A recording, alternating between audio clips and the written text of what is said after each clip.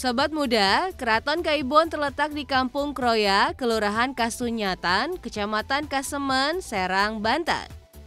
Meski keraton ini tinggal reruntuhan saja, namun jejak sejarahnya masih begitu terasa. Bahkan mengundang decak kagum siapa saja yang datang berkunjung loh.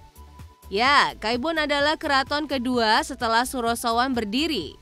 Dibangun pada tahun 1815, keraton ini bukan difungsikan sebagai pusat pemerintahan seperti Surosowan, melainkan sebagai tempat tinggal bagi Ratu Aisyah, ibunda dari Sultan Saifuddin, Sultan Banten ke-21.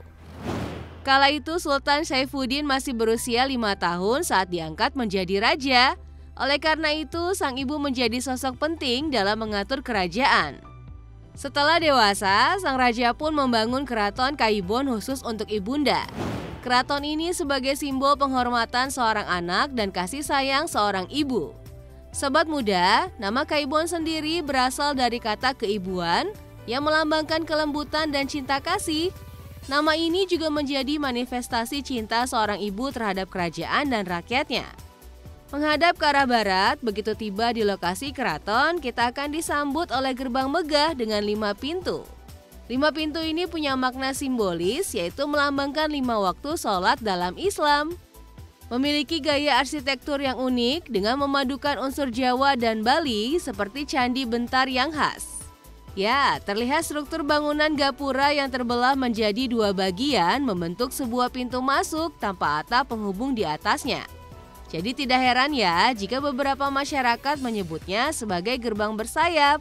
Sobat muda, di antara kelima gerbang itu terdapat 1 pintu padu raksa yang menjadi penghubung menuju ruang utama keraton. Nah, inilah tempat tinggal sang ratu sekaligus ruang pribadi yang menyimpan banyak kisah sejarah. Menariknya, kamar tidur Ratu Aisyah ini dibangun agak menjorok ke dalam tanah.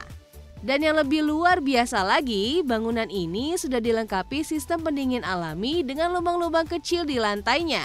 Lubang tersebut diisi air dan di atasnya tertutup oleh papan kayu untuk menciptakan suasana sejuk di ruangan. Wah, keren ya sobat muda. Memiliki luas mencapai sekitar 4 hektare, dinding dan bangunan keraton Kaibon ini terbuat dari batu bata, campuran pasir, dan batu karang yang kuat di masanya.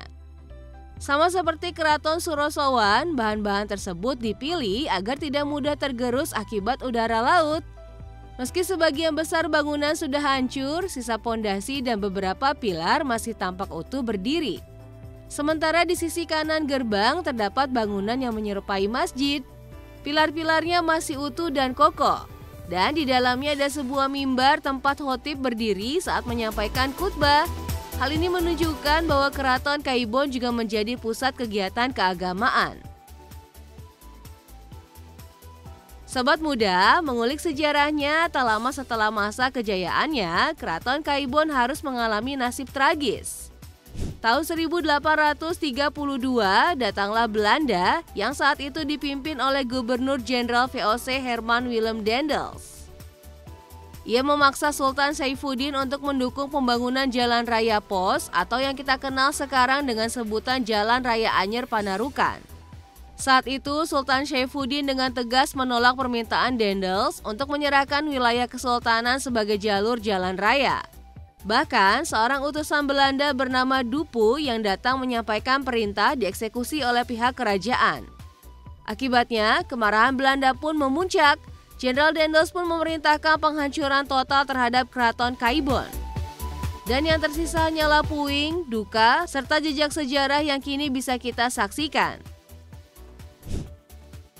Berada di bawah pemerintahan Provinsi Banten dan Badan Pelestarian Kebudayaan Wilayah 8, meski hanya tinggal reruntuhan, Keraton Kaibon telah resmi ditetapkan sebagai situs cagar budaya Provinsi Banten yang dilindungi pemerintah pada tahun 1998. Meski upaya pelestarian masih terbatas, namun kunjungan wisata dan kegiatan edukatif di tempat ini mulai menunjukkan tren yang positif. Banyak wisatawan yang datang bukan hanya untuk belajar sejarah, tapi juga mengabadikan momen dengan latar belakang reruntuhan klasik yang artistik. Selain itu, suasananya yang tenang dikelilingi pepohonan yang asri seakan memanjakan siapa saja yang berkunjung ke tempat ini. Baik untuk belajar sejarah, bersantai, hingga jalan-jalan sore.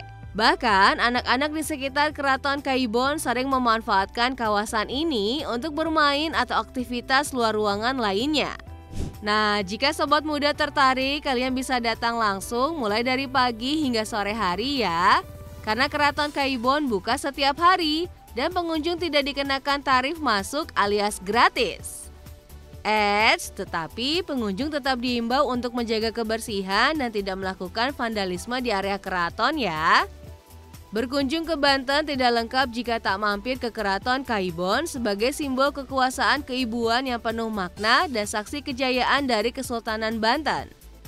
Baik segi sejarah, perjuangan, dan kehancuran akibat kerakusan kolonial. Ya, itu tadi sejarah dan kemegahan dari Keraton Kaibon. Apa keraton ini masuk dalam daftar wisata sejarah yang ingin kalian kunjungi?